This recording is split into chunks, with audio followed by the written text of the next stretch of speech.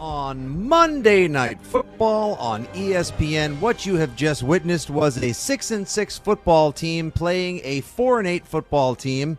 The 6-6 football team was a little bit better than the 4-8 football team, which also happened to lose their all-world quarterback 3 plays into the game. MVP of the night, one of many for the Patriots, the turf monster, sadly, at State Farm Stadium. 4 games now played by the New England Patriots out west at State Farm Stadium. 3 of them incredibly memorable. 1, an epic and tragic defeat.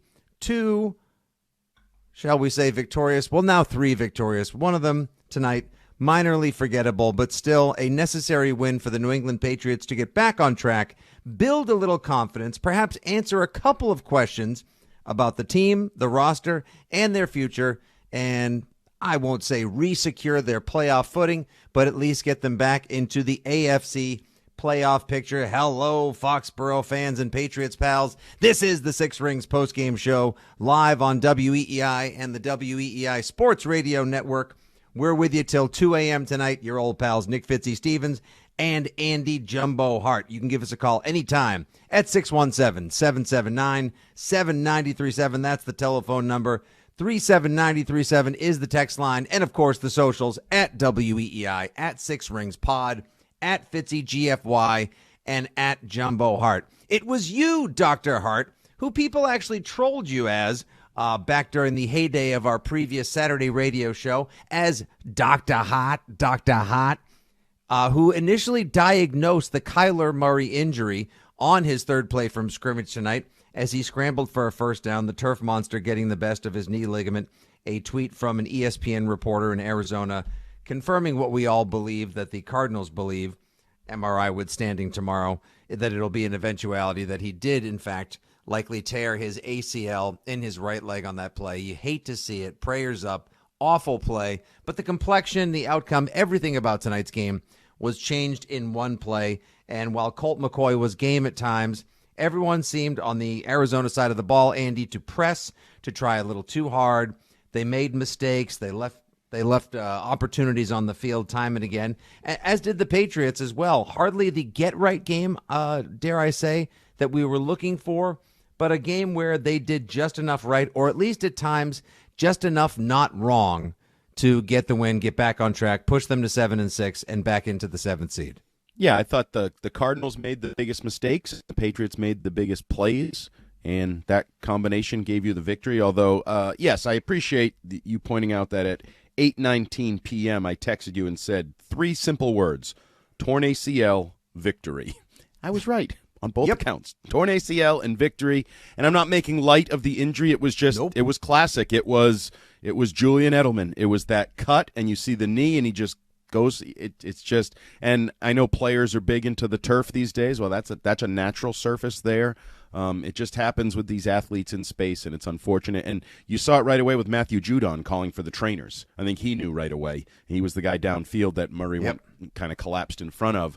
But from a Patriots perspective, you needed to get a win. This was a must-win situation. You found a way to get it done. You were in a dogfight even with Colt McCoy. Now, thankfully, DeAndre Hopkins got a little loose with the football. Raekwon McMillan was in the right place at the right time for a 23-yard fumble return for a touchdown that kind of opened things up. Visit to the scoop and score, huh? But you made plays. Give Pierre Strong and Kevin Harris credit. They stepped up. You were fighting injuries too. You came in without your best receiver, your best cornerback, and one of your best running backs, and immediately added to that list at those positions. Devontae Parker goes out. Ramondre Stevenson goes out. Jack Jones goes out.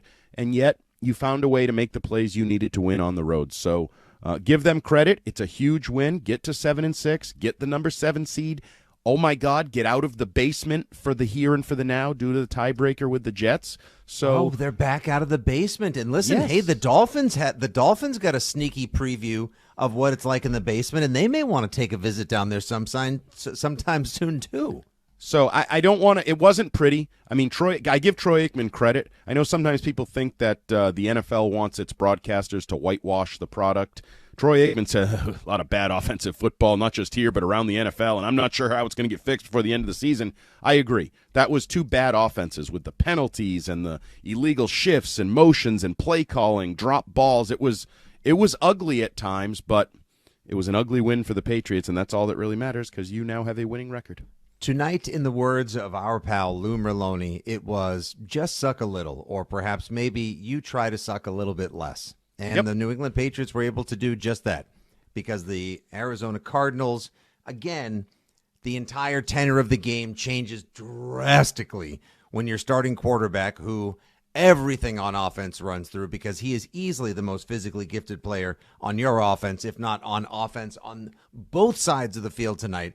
When Kyler Murray goes down, you basically just have to take the entire game plan, tear it up, start from scratch on the fly with a veteran pocket passer who can move adequately in Colt McCoy. But you're right.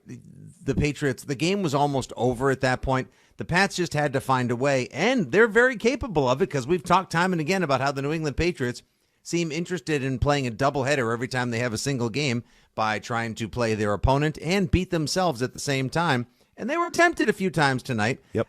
There were some early bad plays by Mack. There was some horrendous offensive line play.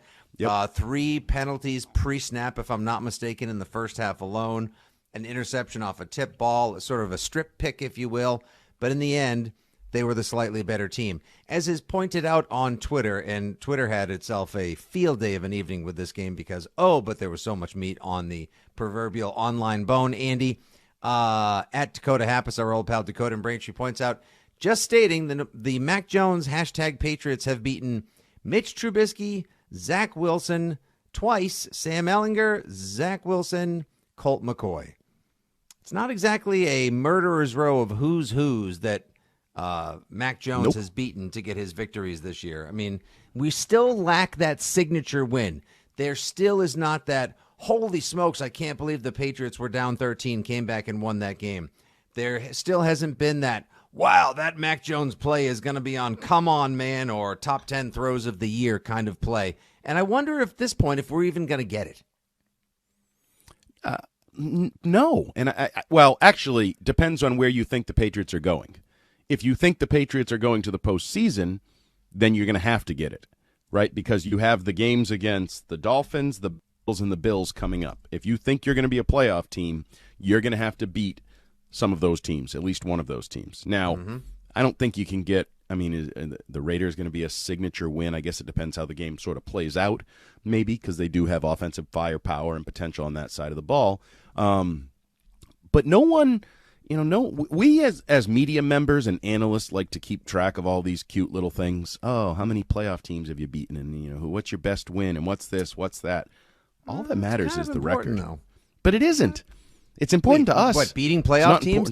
Iron sharpening iron, testing yourself against the better of the league? You can play the softest schedule in the world, and if it says you're one of the top 7 teams, you get to go to the playoffs. Then you have to beat a playoff team. There's no rule that says you have to beat a playoff team to get into the playoffs. You just have to beat one once you're in the playoffs. It's not a prerequisite. They don't check your resume, right. Or they don't. So what does it matter? What does it matter?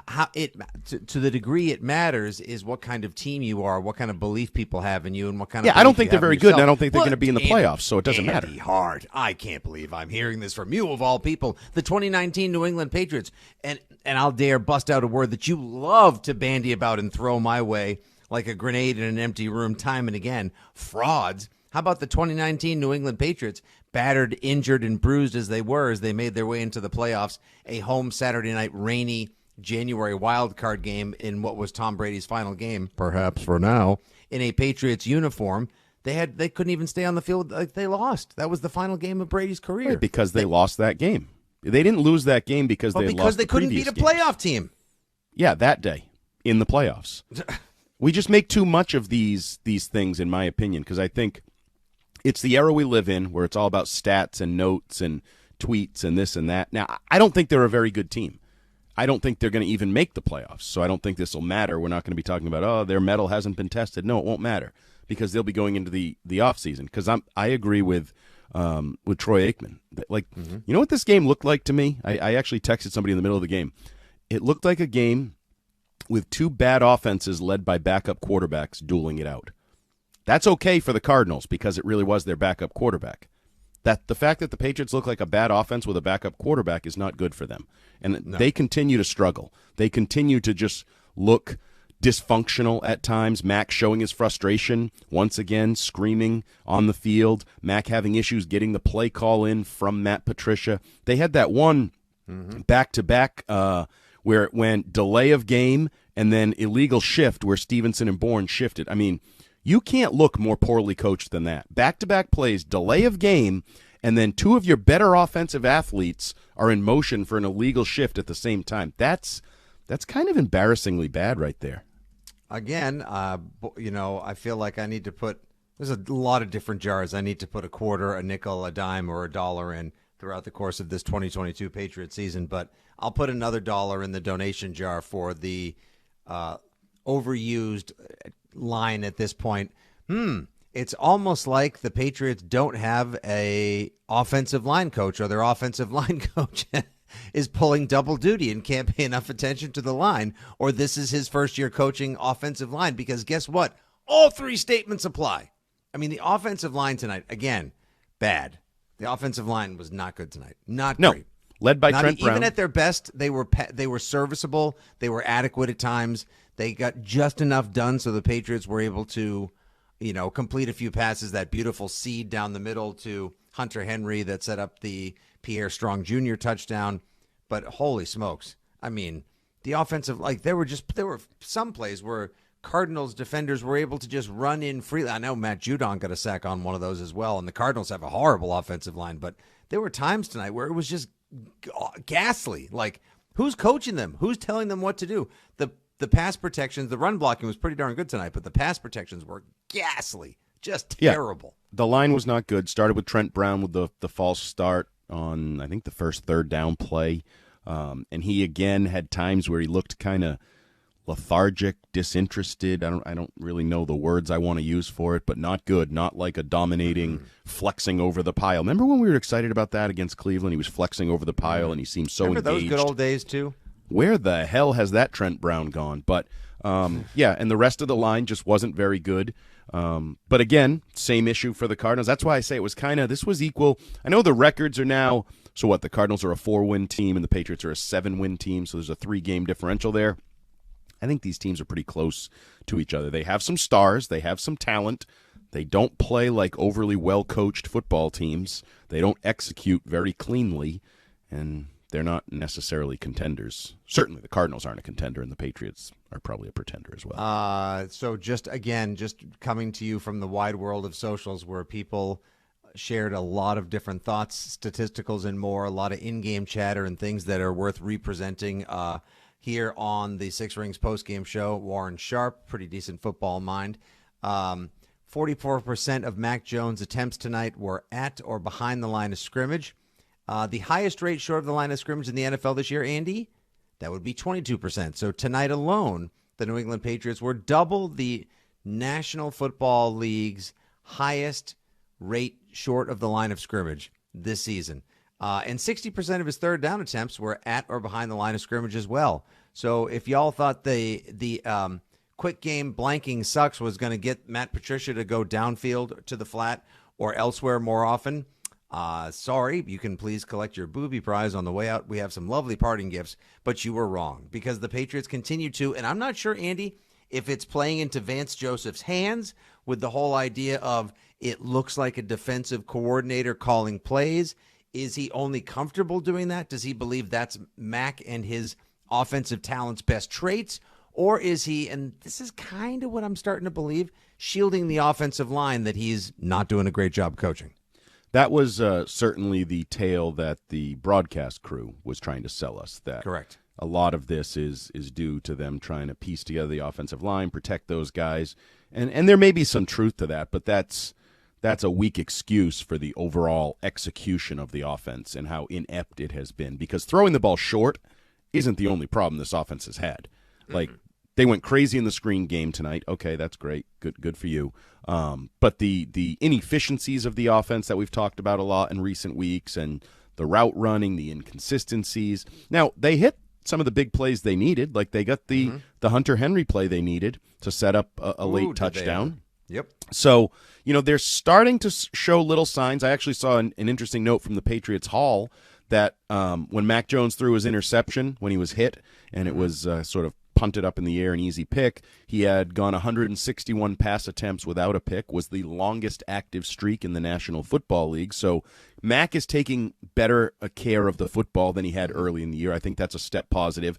The thing that alarms me is you still see a lot of these, and I've been talking about this literally since the first week of training camp, these Max scrambling around, broken plays, and he's starting to make good on some of them. He had one completion to Bourne on the sideline, then one of them, Brown, got called for illegal man downfield. Things. There's just too many of those ugly schoolyard, high school, backyard, whatever you want to call it, plays. And I think that was Troy Aikman's point, is this is mid-December.